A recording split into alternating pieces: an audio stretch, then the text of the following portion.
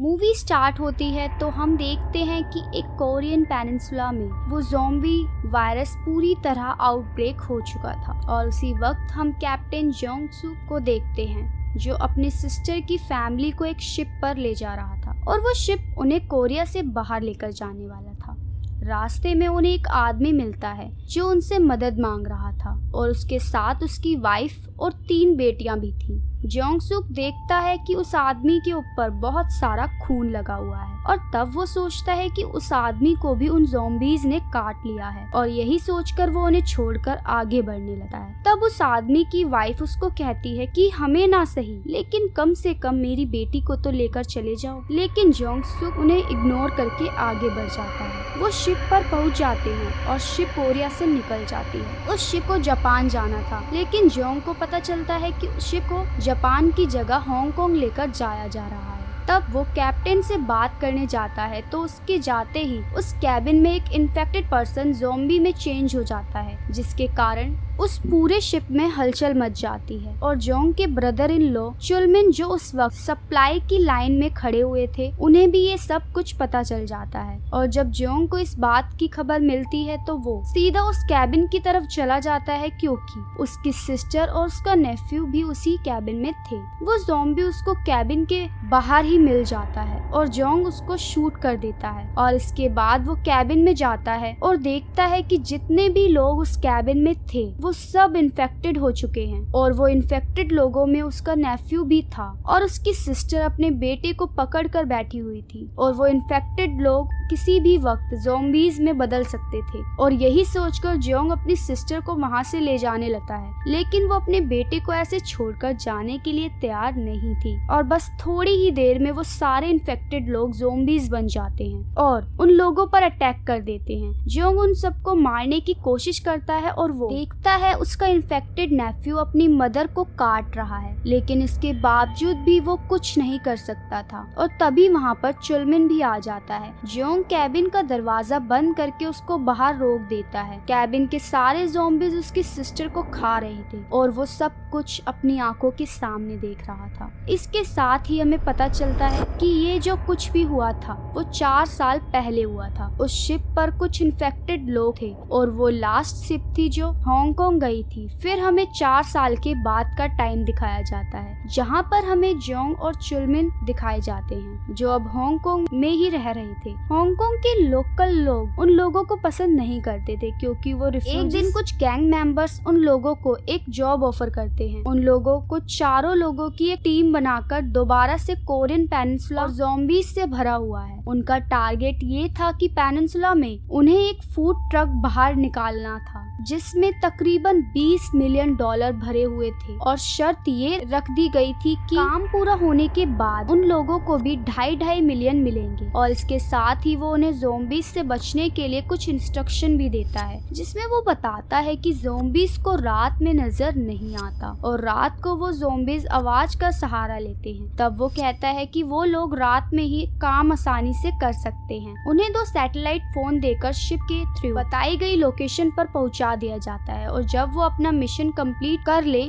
तो वापसी पर वो इन फोन्स का इस्तेमाल कर सकते हैं। वो उस जगह के पास पहुंच जाते हैं जहां वो ट्रक खड़ा हुआ था। तब जोंग उस ट्रक के पास जाकर चेक करता है तब उसको पता चलता है कि वो ट्रक उन लोगों का नहीं है। जोंग उस ट्रक को चेक करके वापस आ रहा होता है तब उसे किसी की आवाज आती है। वो देखता है कि एक बिल्डिंग जो गिरी हुई है और उस पर ज़ॉम्बीज़ भरे हुए थे और वो बिल्डिंग के भी उनका कोई भी भरोसा नहीं किया जा सकता था। तब जोंग जल्दी से आकर गाड़ी में बैठ जाता है और वो फिर से अपना ट्रक फाइंड करने लगता है। उन्हें एक और ट्रक नजर आता है और इस बार जोंग अकेला नहीं जाता, उसके साथ चुलमिन और उनका एक और पार्टनर भी उनके साथ जाता है। वहाँ पर लोग अकेले नहीं थे, कोई और भी था जो उन लोगों पर नजर रखे हुआ था। वो ट्रक को खोल कर देखते हैं कि वो पूरा पैसों से भरा हुआ है। ट्रक को ढूंढने का मिशन तो उनका पूरा हो जाता है और अब वहाँ से निकलने का टाइम आ चुका था लेकिन तभी वो देखते हैं कि उस ट्रक का ड्राइवर भी एक ज़ॉम्बी बन गया है और उन्हें लग रहा था कि शायद वो मर चुका है। लेकिन ये सोच उनकी बहुत गलत थी, क्योंकि जैसे ही चुलमिन ट्रक के अंदर जाने लगता है वो उस पर झपट पड़ता है, जिससे ट्रक का हॉर्न प्रेस हो जाता है और पूरे एरिया में उस हॉर्न की आवाज गूंज जाती है। ये आवाज सुनकर वो सारे ज़ॉम्बीज अलर्ट होकर उनकी तरफ बढ़ने लगते हैं और ये स्लो ज़ॉम्बीज नहीं थे बल्कि कोरिया के अल्ट्रा फास्ट ज़ॉम्बीज थे।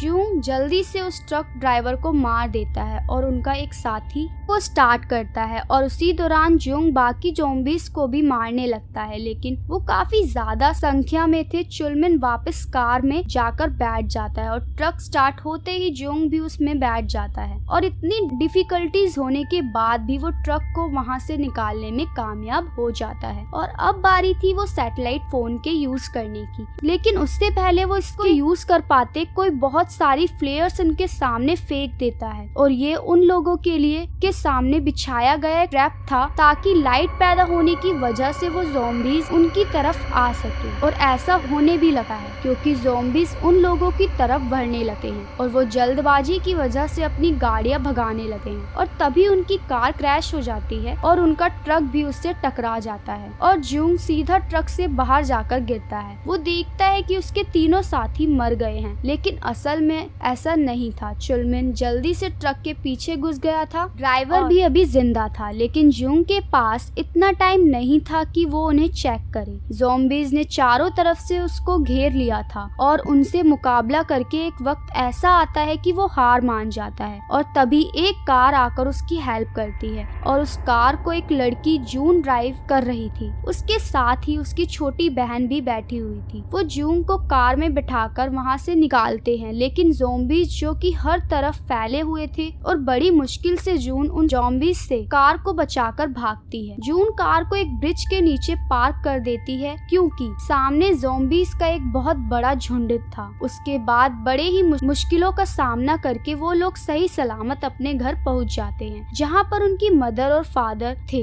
और ये दोनों हस्बैंड वाइफ वही थे जिन्हें 4 साल पहले जूंग इग्नोर करके चला गया था। और इसके साथ में जो छोटी बच्ची थी वो यूजिन थी, जिनकी जान बचाने से जूंग ने इनकार किया था। आज उन्हीं ने उसकी जान बचाई। दूसरी तरफ उन लोगों के ट्रक के पास एक पूरा गैंग पहुंच जाता है और इसी गैंग का नाम यूनिट 631 था, जिसका लीडर था फर्स्ट क्लास होंग। वो देखता है कि ट्रक ड्राइवर अभी भी जिंदा है, लेकिन उसकी जान बचाने की जगह वो उसको मार डालता है। और यहाँ पर हमें इन लोगों के नेचर के बारे में पता चलता है कि ये भी किसी ज़ॉम्बी से कम नहीं है और ये वही गैंग थी जिन्होंने इनके सामने फ्लेयर्स फेंकी थी। वो इस ट्रक को लेकर वहाँ से चल पड़ते हैं, ये सोचकर कि शायद वो फूड से भरा होगा। वो अपने मिलिट्री कंपाउंड तक पहुँचते हैं जहाँ पर वो काफी फेमस थे। दूसरी तरफ जूंग देखता है कि जून के फादर एल्डर किम किसी जेन से बात करने की कोशिश कर रहे हैं और उन्हें यकीन था कि जेन उन्हें यहाँ से बाहर निकाल लेगी। लेकिन बैड न्यूज ये थी कि मिलिट्री ऑपरेशन 4 साल पहले ही बंद हो चुके थे और उन तीनों को भी इस बात का पता था कि उन लोगों को यहाँ से निकालने के लिए कोई नहीं आएगा। लेकिन जब उन्हें पता चलता है कि जूंग हांगकांग से है तो वो काफी हैरान हो जाते हैं कि 4 साल में उन लोगों को कोई नहीं बचाने आया। जून की मदर उससे पूछती है कि उसके बाकी साथियों का क्या हुआ। वो कहता है कि वो सब मारे गए। और इधर जब वो ट्रक खोलते हैं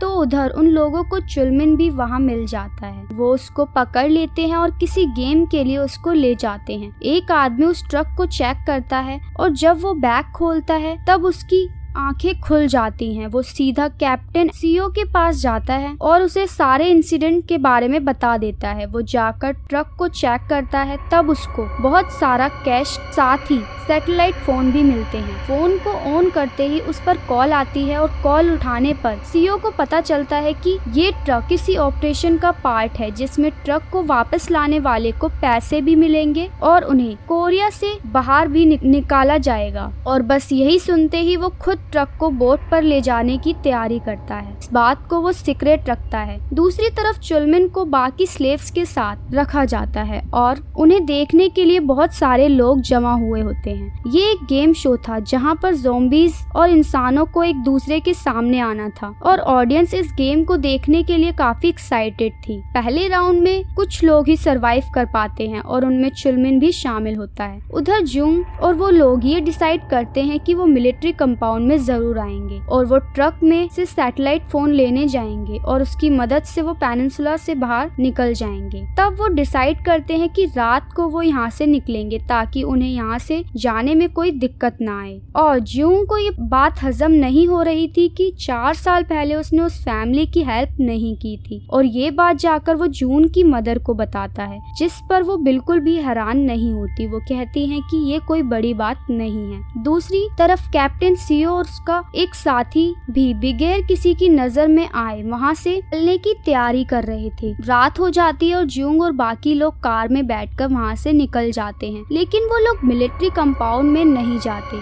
और जून की मदर कार को थोड़ा दूर ही रोक देती है और वहाँ से मीन जूंग और जूंग ट्रक को चेक करने जाते हैं। उन्हें वो ट्रक भी मिल जाता है और ढूंढने से वो सैटेलाइट फोन भी मिल जाते हैं, लेकिन अफसोस कि वो मोबाइल टूट गया था। इतनी देर में कैप्टन सीओ के पार्टनर प्राइवेट कीम भी वहाँ उसे गन पॉइंट करके खुद ही सारी बातें उगल देता है कि वो और कैप्टन सीओ दोनों ही वहाँ से निकलना चाहते हैं और सीओ को इस पूरे ऑपरेशन के बारे में एक सैटेलाइट फोन के जरिए पता चला है जो उसके रूम में ही है। ये सुनते ही जोंग समझ जाता है कि उन्हें चुलमिन का फोन मिला है और इतने में किम ये बात भी उगल देता है कि हमें उस ट्रक में से एक आदमी भी मिला था, अब उस क्रेजी गेम का पार्ट है। ये सुनते ही जोंग उसको बचाने के लिए वहाँ से भाग जाता है। उसके जाते ही कैप्टन सीओ भी वहाँ पर आ जाता है। वो बात करने में बिल्कुल इंटरेस्टेड नहीं था, इसलिए वो फायरिंग शुरू कर देता है। तब मीन जूंग गाड़ी रिवर्स करके उसको ठोक देती है और उसकी पॉकेट से वो सैटेलाइट फोन भी निकाल लेती है, लेकिन वहाँ पर एक गड़बड़ हो जाती है। गोलियों की आवाज सुनकर सारे ज़ॉम्बीज उनकी तरफ लगते हैं। बिल्कुल ठीक वक्त जूंग उस शो में पहुँच जाता है और चुलमिन को बचा लेता है। फिर वो दोनों ज़ॉम्बीज और गैंग मेंबर से बचकर बाहर निकलते हैं, लेकिन एक ज़ॉम्बी जूंग को पकड़ लेता है और अब चुलमिन के पास 2 रास्ते थे, या तो वो अपनी जान बचाकर वहाँ से भाग जाता या वो गन के जरिए जूंग को बचा सकता था, और डेफिनेटली वो सेकंड ऑप्शन को ही चूज करता है। वो गन से ज़ॉम्बी को उड़ाकर जूंग को बचा लेता है, लेकिन तभी उस गेम का लीडर सर्जेंट उसे पीछे से शूट कर देता है। उसको मरा हुआ देखकर जूंग काफी शॉक्ड हो जाता है और सर्जेंट उसको भी शूट करने ही वाला था। तभी मीन जूंग ट्रक लेकर वहाँ पहुँच जाती है और वो जूंग को ट्रक में बैठने के लिए बोलती है और उनके ट्रक को भी ज़ॉम्बीज ने चारों तरफ से घेरा हुआ था और शीशा टूटने की वजह से वो अंदर भी आ रहे थे। तब उन्हें एक लाइट नजर आती है और वो कोई और नहीं जून थी, जो अपनी कार की लाइट से उन ज़ॉम्बीज को अपने पीछे लगा लेती है। बड़ी समझदारी से वो उन ज़ॉम्बीज का ध्यान भटकाकर आगे बढ़ने की कोशिश करती है, लेकिन उनके पीछे पूरा गैंग पड़ा हुआ था जो उन लोगों को रोकने की कोशिश कर रहे थे। कुछ गाड़ियों को तो जून ही ठिकाने लगा देती है, लेकिन उसी गैंग में उसकी टक्कर का ही एक ड्राइवर उसको मिलता है और वो ड्राइविंग में जून की तरह ही स्किल्ड था, लेकिन जून उससे ज्यादा समझदार थी। वो बड़ी समझदारी से उसे भी पीछे दी है। बहुत सारी गाड़ियां डिस्ट्रॉय होने के बाद वो गैंग मेंबर डोंग अपनी अगली ट्रिक का इस्तेमाल करता है। वो उन सभी कार्स पर लगी हुई बड़ी बड़ी हेडलाइट्स को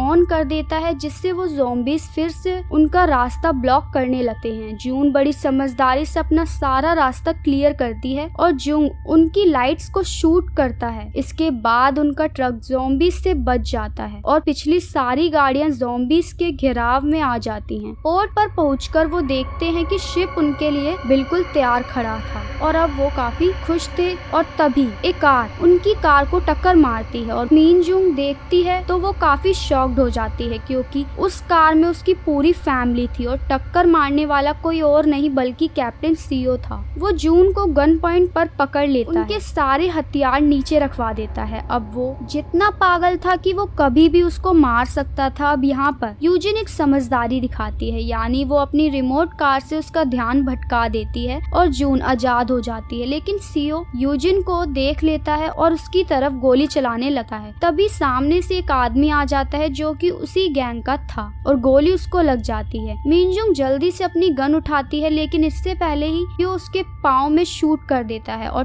ट्रक लेकर वहाँ से भाग जाता है। वहाँ से जाने का टिकट भी उसके पास अवेलेबल था और एक बार फिर से वो पेनिनसुला में ही फंस जाते हैं। वो ट्रक लेकर शिप पर पहुँच जाते हैं और वो लोग चेक करते हैं कि ट्रक में कैश है कि नहीं। अपना truck as it is receive करने पर भी वो अपना वादा पूरा नहीं करते और सीओ को शूट कर देते हैं, लेकिन अभी भी सीओ जिंदा था। वो ट्रक को रिवर्स करके फुल स्पीड में ट्रक चला देता है और ट्रक शिप से बाहर आ जाता है। दरवाजा खुलते ही सारे ज़ॉम्बीज अंदर आने लगते हैं और इतने सारे ज़ॉम्बीज को कंट्रोल करना उनके लिए काफी मुश्किल था। सीओ खुद भी डूबता है और उन लोगों को भी साथ लेकर डूबता है, लेकिन ये सब जूंग और बाकी फैमिली भी देख रही थी। जब कैप्टन सीओ यूजिन को शूट कर रहा था तो उसके सामने आने वाला आदमी कोई और नहीं बल्कि उसके फादर एल्डर किम ही थे, जो अब आहिस्ता आहिस्ता दम तोड़ रहे थे और अब वो मर जाते हैं। और उनके मरते ही एक मिलिट्री हेलीकॉप्टर वहाँ से गुजरता है और वो सब उससे सिग्नल करके रोक लेते हैं। ज़ॉम्बीज भी उनकी तरफ बढ़ रहे थे, लेकिन मिनजुंग भाग नहीं सकती थी और इस बार वो जूंग से प्रॉमिस लेती है कि अब वो उसकी बेटियों की हेल्प जरूर करेगा और जूंग उसकी दोनों बेटियों को हेलीकॉप्टर की तरफ लेकर जाता है और पीछे से वो उन ज़ॉम्बीज का मुकाबला करती है। वो एक ट्रक में बैठकर उसका हॉर्न प्रेस कर देती है, जिससे सारे ज़ॉम्बीज उसकी तरफ आ जाते हैं। हेलीकॉप्टर के पास जाकर वो देखते हैं कि उनकी मदद करने वाली कोई और नहीं बल्कि जेन थी, जिसका उनके फादर ने उनके सामने जिक्र भी किया था। जून उन्हें कहती है कि वो उसकी मदर की हेल्प करे, लेकिन वो सोल्जर इस काम के लिए मना कर देते हैं क्योंकि सारी सिचुएशन उनके हाथ से निकल चुकी थी। तभी जून गन निकालकर उसको गन पॉइंट कर देती है और कहती है कि वो अपनी मदर के बगैर यहाँ से नहीं जाएगी और तभी वो देखती है कि उसकी मदर